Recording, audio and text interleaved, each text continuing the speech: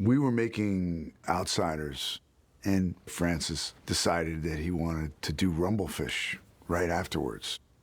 I did text with Susie, and I said, I love that character of Rusty James, and I love Rumblefish, and that's my favorite book of hers. So when Francis said, hey, we want to do that, I was like, sign me up, I'm in. And it was one of those things that came together very quickly. My recollection of how I got the role of Patty is I was in Tulsa filming The Outsiders, and the question was essentially, would you stay and just keep going and do the next film? I somehow managed to have an epidural and skip the audition process. I feel very guilty about that. I think I read Susie's books. You know, ironically, when I was supposed to be in class, I was cutting class in the library reading her books. Now, her books are part of the curriculum often. And I remember being very emotionally affected by the books. Those characters were very real to me. I think the reason that Rumblefish connected more with me was that character of Rusty James and his brother, and that bond. There's a sense that the world is a dark and unforgiving place. They really are stories about young people coping with life without adults.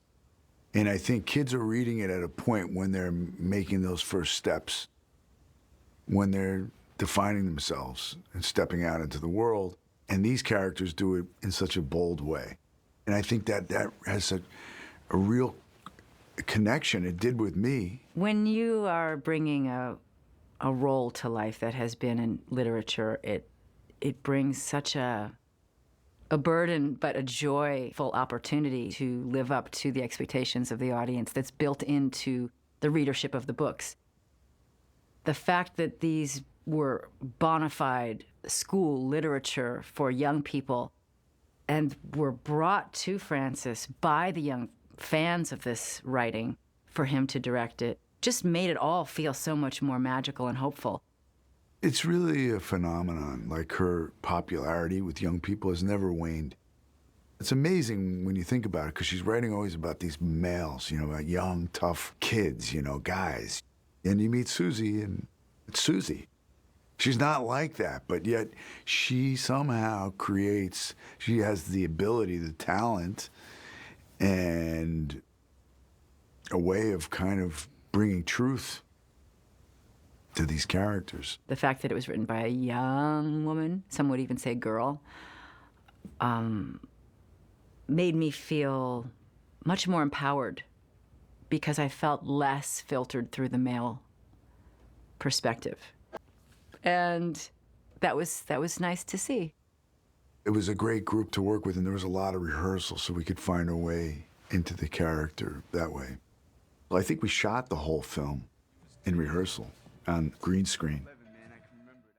Francis was always into the technology, and he had this trailer, The Silverfish, where he had all this, I mean, now it would probably seem archaic, right? But what he was doing then was he could actually edit scenes with video playback and the things that he was doing. He could cut together the whole film in a rehearsal sketch.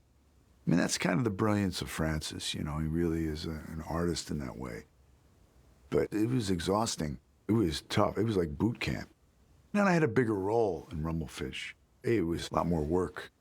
It's a very vulnerable place to be rehearsing on film when you don't really know what your objective is. You're learning by doing. We were told to just take a whack at the ball, like give it a shot of how you think the character would be. And there was the distinct feeling of, oh my God, thank God Francis Ford Coppola is here to rein us in from our instincts, because we needed shaping. We needed direction. And that was maybe the best lesson we had, and how much we needed it, was seeing ourselves without it. And it was a two-way street. He learned about our proclivities, and we got to value his input. I think Rumblefish is definitely more the film that Francis wanted to make. Outsiders was a film that had mass appeal, but Rumblefish, it's an art film or an experimental film in a certain way, so there weren't commercial considerations. Working with Francis on that film reminds me of something that John Milius one time said to me. He said, there's only one person that comes onto a movie set that believes they might be making the greatest film of all time, and that's the director. And if the director believes it, then the actors will fall in step with him. But nobody else feels that, really, except the director. And I think that Francis, his belief in that film was so strong that it was infectious to everybody that was making the film. So everybody was all in. I completely trusted Francis. I don't know if he inspires that in everyone or if he demands it of everyone unconsciously or says some magical thing that everybody goes under his spell and trusts him, but that happened for me. And the more audacious, the more loyal I felt to my trusted leader. There were a lot of the same people, obviously, in the crew who had worked on The Outsiders that continued on and worked on Rumblefish, and in the cast as well. But they felt like two entirely different films. I mean, stylistically, they were so different. Rumblefish had its own kind of surreal kind of quality. I don't think many filmmakers at that time could have gotten away with making a black and white film in the way that he did. The very differentness between the two films, Outsiders and Rumblefish, tonally, was refreshing.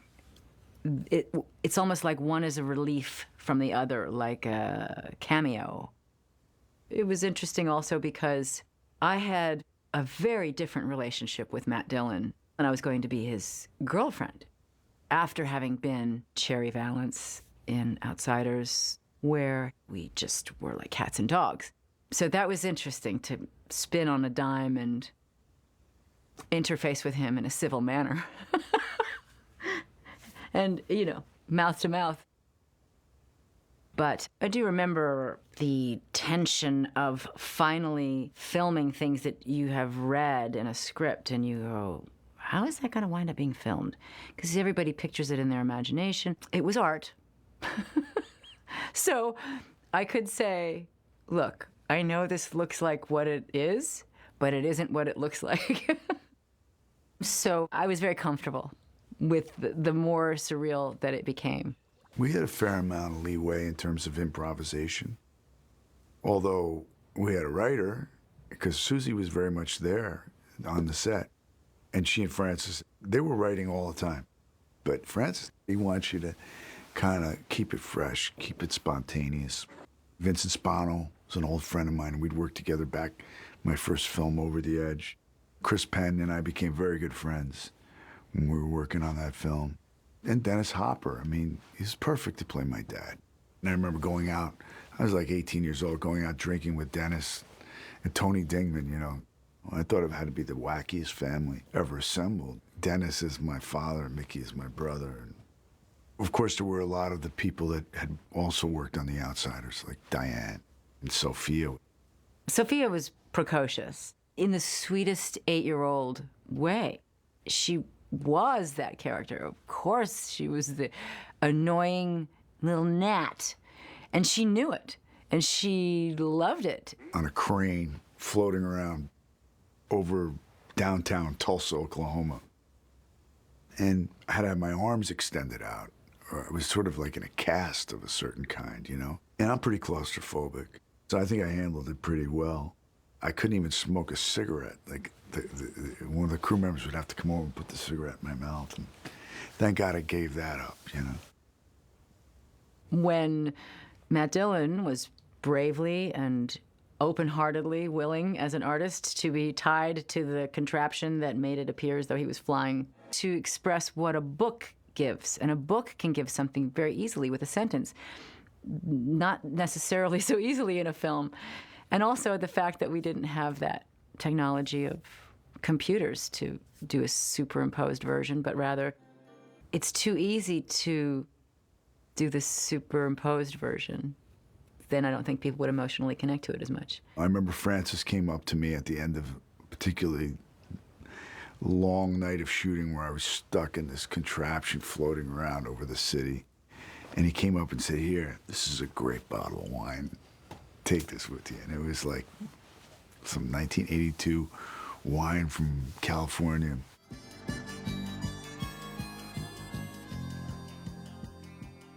you know, it definitely was the film that Francis wanted to make, and the one that I felt really proud to be a part of, you know. It was the first film that I had done that sort of felt like it came from more of a personal nature. And I remember we went to see it at the New York Film Festival. And critics and audiences were tough on Francis back then. But I liked it. I mean, I liked it because it was out there, you know, and it was rebellious, and it was risk-taking, and I was a kid, and I liked that. I had just turned 18 when I made the film, and so Francis was a god to young actors. I admired him, and I felt he admired me, even I was a kid, you know, and that meant a lot to me. I was 17, and I thought, this is the bravest thing we may ever do in our lives as artists. It almost felt like being part of doing a Western or something, because it is representational of a sort of iconic freeze frame of a type of loss of innocence that only happens when you're real. It's the power of what we do in film and storytelling.